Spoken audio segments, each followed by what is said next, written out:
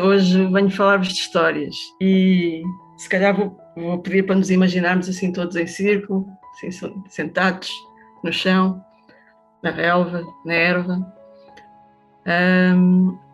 E olha, vamos nos predispor ao que sair. Eu no texto que partilhei com a Sara para fazer uma breve apresentação, dizia que sou filha de mãe Isabel e pai Afonso. O meu pai Afonso gostava muito de história. Eu acho que herdei esse gosto dele. E de histórias também. Acho que todas as crianças gostam de histórias, não é? E eu lembro-me de ser pequenita e brincar aos telejornais, porque as notícias podem ser histórias, as notícias são histórias. Então eu brincava aos telejornais no meu quarto e lembro-me de fazer... Lembro-me de estar a olhar para um sítio onde supostamente estaria a câmara e tal, e de estar a falar sobre o que ia ouvindo que estava a acontecer no mundo. Lembro-me de falar, por exemplo, na guerra Irão-Iraque, que era uma coisa que aconteceu nos anos 80, e de descrever a guerra como se fosse um jogo de futebol. Eu dizia, acontece a guerra Irão-Iraque, neste momento o Irão está a ganhar 7-1.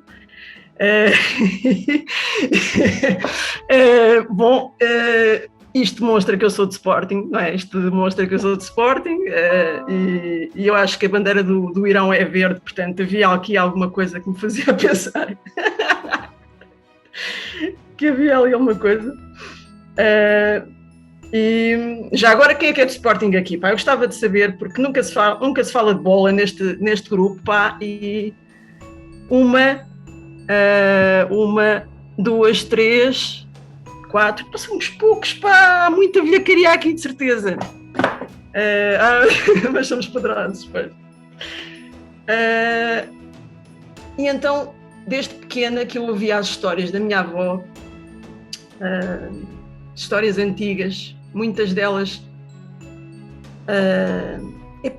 eram histórias de experiência dela, histórias da aldeia, aqueles contos populares. E há muita coisa que eu gostaria muito de ter registado e não registrei, porque eu era uma criança, como é óbvio. Mas é uma coisa que me diz muito. Depois ouvia as histórias do meu pai, que era muito imaginativo, e inventava coisas para me contar. E depois eu própria criava histórias. E esse gosto foi ficando. E foi provavelmente esse gosto que me levou a tirar o curso que tirei, que foi Comunicação Empresarial, e que me levou a começar a trabalhar em jornalismo, onde fui feliz. Passei também por publicidade, onde não fui tão feliz. Gostei muito da parte das relações humanas, mas a escrita para publicidade nunca me foi uma coisa natural, porque custa-me sempre a parte de vender, e esta coisa, às vezes penso que estou a vender coisas que as pessoas realmente não precisam, e isso faz-me confusão. Mas fui sempre contando histórias. Trabalhei em costume publishing, depois fiz análise de mídia, sempre dentro da área da comunicação, e depois, quando estava a trabalhar em costume publishing, uma vez recebi um telefonema que abriu uma porta nova na minha vida. Era uma ex-colega minha de publicidade, que tinha comprado uma casa em Alfama, e isto antes disso ter tornado frequente. Ela tinha uma tia rica que faleceu e deixou uma herança, e ela comprou uma casa em Alfama, e foi das primeiras pessoas que eu ouvi a alugar casas a estrangeiros. Uma vez ela ligou-me e disse: tenho lá uns australianos em casa que me perguntaram se eu conhecia alguém que lhes pudesse mostrar a cidade e contar as histórias da cidade. E eu lembrei-me de ti. E eu achei piada aquilo e fui passear com os australianos. E aquilo correu tão bem que eu comecei a olhar para aquilo e pensar: isto é uma coisa que eu gosto mesmo de fazer. E comecei a pesquisar sobre a cidade e a tentar procurar, porque é isso que me interessa naturalmente, procurar histórias menos contadas, as coisas menos óbvias. Pá, Lisboa é riquíssima e nós temos muitas vezes o privilégio de, por não termos as grandes guerras, pelas grandes guerras não terem passado por aqui, nós temos muito património, então conseguimos às vezes atravessar um sítio e ver testemunhos de 5 séculos à nossa frente, assim uns atrás dos outros. E isso é fascinante. E depois as pessoas, e a comida, e os cheiros, os sabores, os ruídos, tudo isso é uma história. São muitas. E então comecei a ir fazendo isso ocasionalmente. Depois, numa das nossas crises, Portugal tem algumas, surgiu a oportunidade de ir trabalhar mesmo em turismo para uma guest house, fazer gestão de reservas e recepção. Gostei muito, fui feliz porque eu gosto muito desta coisa de comunicar com as pessoas e de conhecer e de trocar, e aprendemos sempre imenso, porque contamos as nossas coisas, mas ouvimos muito do outro lado e estabelecem-se redes, paralelismos, ligações. E ainda hoje mantenho contato com montes de gente dos passeios e da guest house. E depois, por causa da especulação imobiliária, a guest house, o edifício, foi vendido e a guest house acabou de modo assim muito surpreendente. E então eu pensei, vou investir nisto dos passeios de uma maneira mais comprometida. E depois, entretanto, chegou a bicharada, chegou nos últimos 2 anos estive aqui um bocado ao tio, a tentar perceber o que é que vou fazer da minha vida. E foi bastante duro e, portanto, estou neste momento num recomeço, numa reciclagem, num caminho novo. Vamos ver. No meio disto, cruzei-me com a Sara e com a Raiz de Portugal e como ela disse, acho que vais gostar de ouvir esta garota, tem a ver contigo. E eu ouvi e gostei e decidi escrever-lhe, que ele ressoou muito em mim, a maneira como ela falava de Portugal e deste amor às raízes e do sentido que faz também significarmos as coisas, mas num lugar de muito amor. E então eu escrevi-lhe, fiz-lhe o tal postalinho com uma imagem de uma oliveira que há não muito longe da minha casa, que é uma oliveira classificada como sendo das árvores mais antigas de Portugal. É uma oliveira anterior à fundação da nossa nacionalidade. E se essa oliveira falasse, ou se eu conseguisse ouvir o que essa oliveira diz, imagina, ela viu tudo, o que ela nos poderia ensinar. E enviei-lhe também uma reza que abre um capítulo de um livro que eu andava a ler. Era um livro que eu já tinha lido há uns tempos e que recuperei nos tempos da pandemia e que me ajudou. E fala de um ano passado num sítio que é o Planalto. E é um sítio que para mim é uma mistura de fantasia com realidade. Pode ser uma serra de Portugal, assim recôndita, mas também pode ser um sítio fantasioso que não existe. É de certeza uma mistura. E o livro tem 12 capítulos, um para cada mês do ano, e cada um começa com uma reza, uma mesinha. Isto para dizer o quê? Que uma das coisas que me entusiasma neste projeto, por exemplo, é esta coisa de ir falar com as senhoras, com os antigos e de ir, não é, recolher estas coisas, que isto é valioso e é tão rico. E, portanto, olha, eventualmente um contributo que eu possa ter tenha a ver com isto. E isto tem muito a ver com, lá está, com o meu amor a Portugal. E o que é isto de Portugal? É muito difícil de explicar, é um mistério muito bonito para mim. E Eu lembro-me que uma vez estava num evento no Palácio da Independência, no Recio, Lisboa, e havia lá uma exposição coletiva. E estava lá um trabalho que era o mapa astral de Portugal, com colagem e com tecidos. Aquilo estava muito bonito e colorido. E eu fiquei à frente daquilo, a olhar assim, boca aberta, a pensar, nunca tinha pensado que um país pode ter um mapa astral. E sim, um país pode ter um mapa astral. E entretanto, estava aqui a olhar para aquilo, ainda não tinha muitas luzes de astrologia, agora tenho um bocadinho mais, mas ainda não posso falar assim com propriedade. E uma amiga minha que tinha ido comigo passa assim por trás de mim e olha e diz: epá, tanta água, isso explica muita coisa. E vai-se embora outra vez. Eu continuo a olhar para aquilo. E sim, é capaz de explicar muita coisa, porque a água é sensibilidade, é empatia, é sonho, é nostalgia, é ilusão. E eu acho que não deve ser por acaso que nós somos um país de poetas e olha, e o país onde nasceu o fado, por exemplo.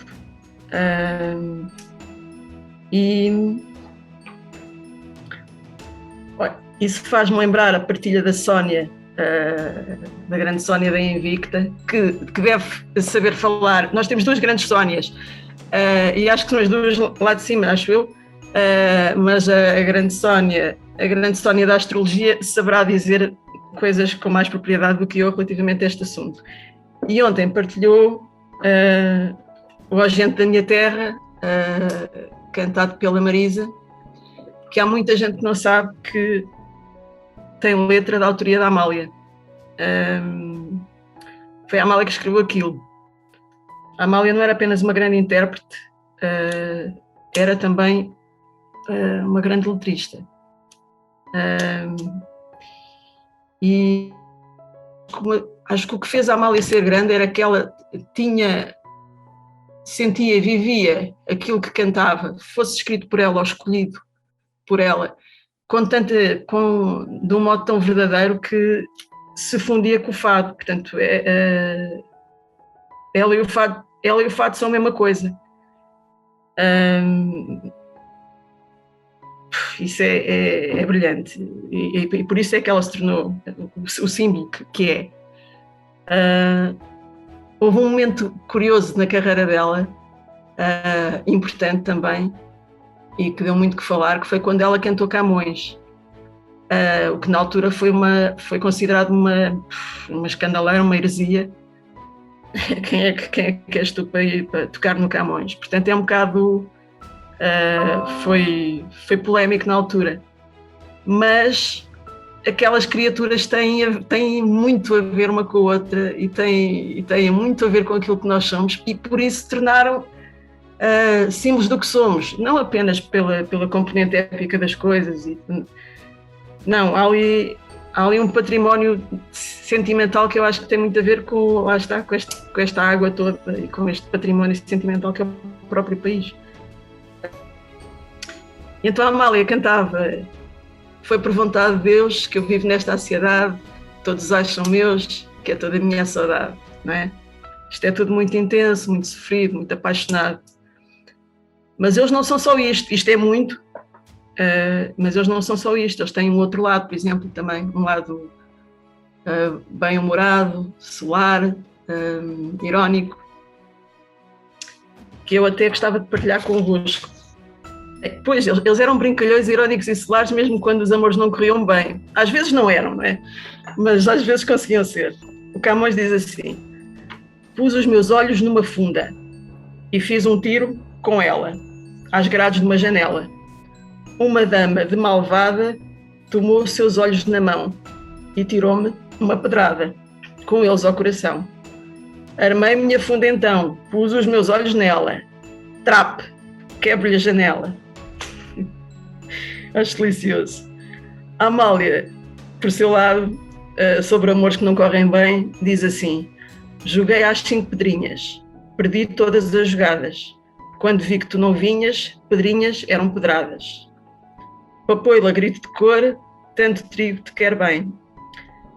Mais quero eu ao meu amor, amor que amor não me tem. Tenho um lindo namorado que me ama perdidamente. Tem um defeito, coitado. Ama assim a toda a gente. Portanto, eles conseguem dar a volta e isso também conseguem fazê-lo de um modo mais solar. E tudo isto que eu estou aqui a contar, amigos, são pedacitos desta coisa que é difícil de explicar, que é Portugal. Que é uma coisa imensa, uma coisa sensível, uma coisa contraditória, bonita e em modificação, porque está viva, não é? E então eu acho que é bonito continuar a descobrir esta coisa e continuar a construí-la e fazê-lo convosco.